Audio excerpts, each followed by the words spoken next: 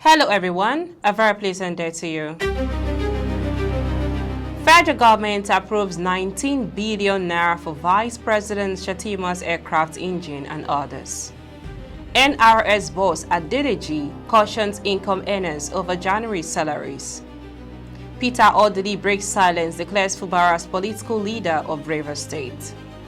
Peter Obi calls for suspension of controversial tax laws. On the foreign scene, 28 dead as crane collapses onto train in Thailand. A very good day to you and welcome to First Nest News Port Harcourt. I am Becky Osoro. Now the news in details. The federal government has allocated 10.61 billion naira over 3 years for engine overhauls of Vice President Kashim Shettima's Gulfstream G550 aircraft. The funding is part of a wider 19.27 billion naira fleet maintenance budget, sparking debate over cost and priorities amid Nigerians' fiscal constraints.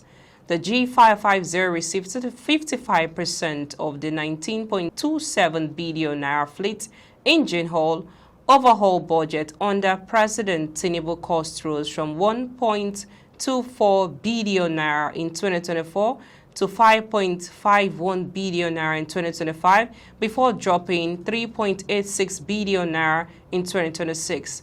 The aircraft faced technical faults, causing trip cancellations to the US and Samoa in 2024.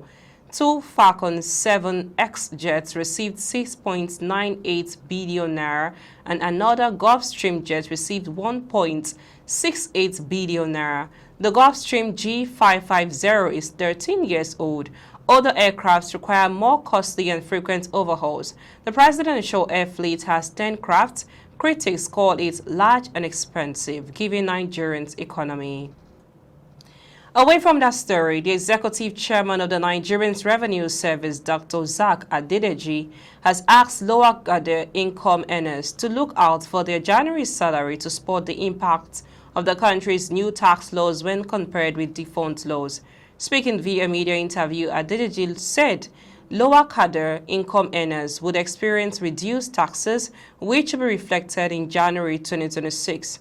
He explained that the new tax laws sought to protect Nigerians, not to increase their burden. According to him, the new laws state that critical items that would hamper Nigerians' disposable income, such as food and transportation, are exempted from transactional taxes.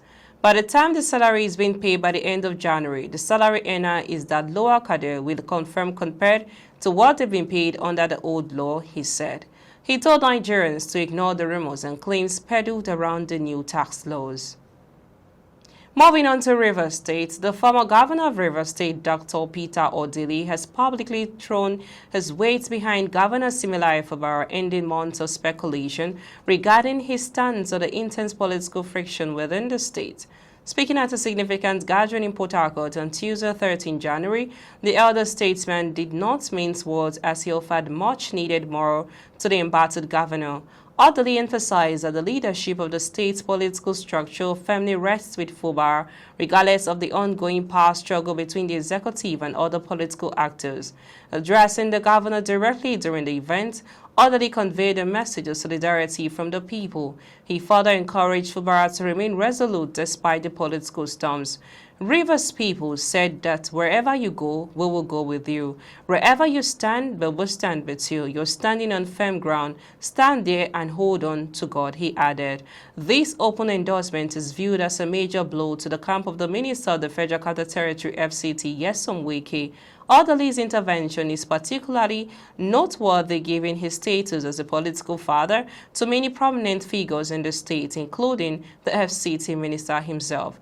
By siding with Fubara, Odili has sent a clear signal to the political class that the current governor holds the mandate and the loyalty of the grassroots.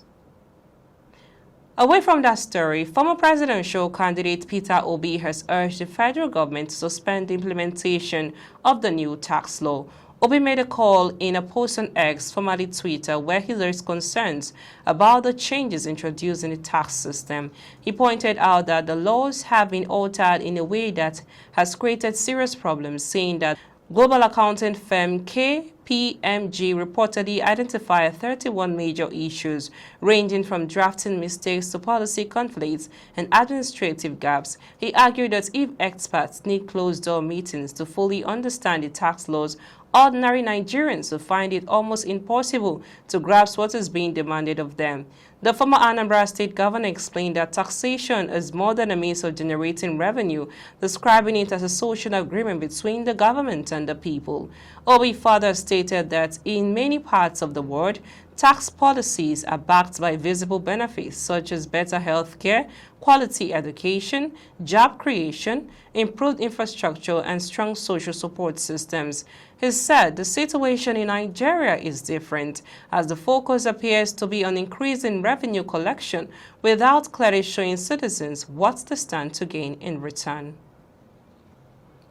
We now move on to the foreign scene. At least 28 people have been killed after a construction crane fell on top of a moving train carriage. According to officials' records, the train, which was carrying at least 195 people, have been traveling from Bangkok to a province in northern eastern Thailand. The disaster left at least 80 people injured, the youngest just 1 year old.